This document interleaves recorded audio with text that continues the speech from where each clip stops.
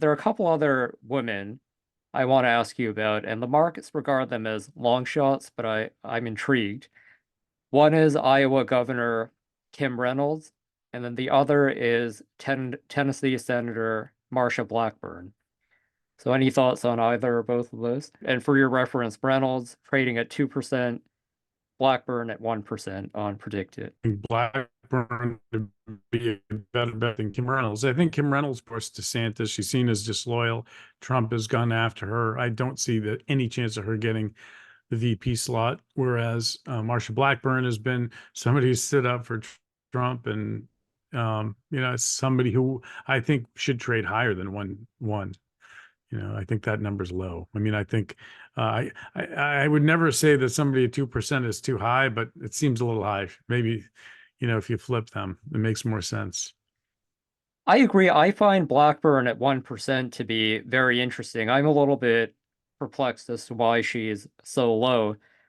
If you buy her at 1%, all you need is a rumor that she is on a short list. And as we saw with Trump back in 2016, I don't even think this is going to be some secret process. I think he's going to do what he did last time, publicly Yeah. audition these people at rallies. So all you need is for that to happen with Blackburn. Um, I mean, like, am I missing anything? Is there a reason why she is just a non-starter? Who, Blackburn? Blackburn, yeah. I don't see any reason why she wouldn't be a good pick. I mean, maybe, there's always a calculation, the state, she's from Tennessee is going to be a Trump state. I mean, same can be said of Nome. Nome's from a state that's a Trump state.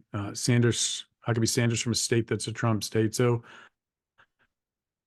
if that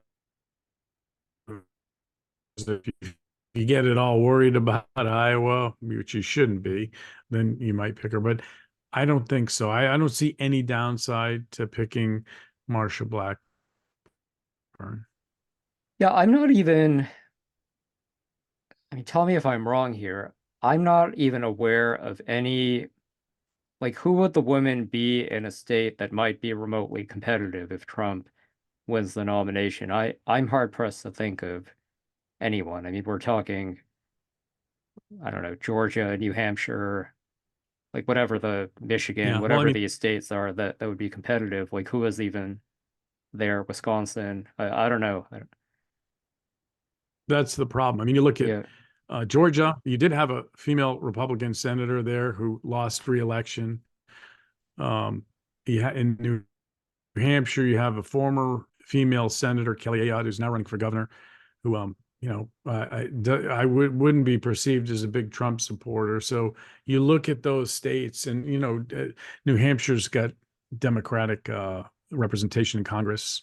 Georgia's trended Democrat. So it just seems hard when you look at those states to find somebody. Wisconsin has a Republican senator and Ron Johnson, but he doesn't fit the bill to be a VP choice. In Michigan, I just don't see anybody that jumps out in any of those swing states.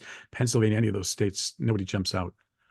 All right. So I agree. I would say definitely while it's available, get Blackburn at 1%.